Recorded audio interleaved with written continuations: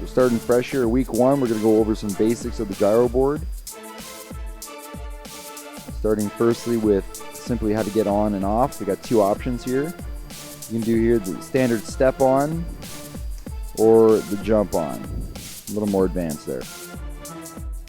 I'm going to walk you through some of our standard exercises, starting with the lower body and legs. You get your standard squat here. Remember, reach forward, get your butt back, and try to keep all your weight through the heels. You don't want any pressure on the toes, and those knees should stay right above your shoelaces. Now we're going to add a little jump, get a little more advanced here. The goal is to land as silently and softly as possible and minimize all wobble in that low position.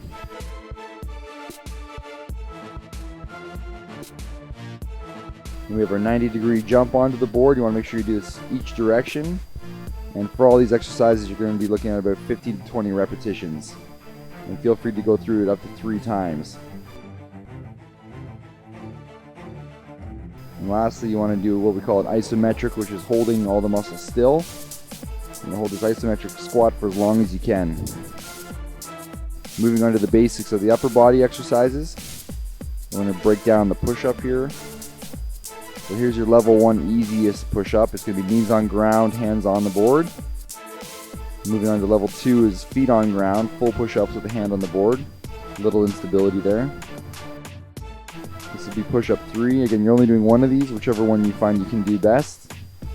This is knees up on board, hands down to the ground, gives you a little decline to work with. And hardest push-up here, toes on the board, hands on ground. And lastly, gyroboard basics. We're going to work on some core moves here. So first we're going to attempt the V-sit balance. This is another isometric.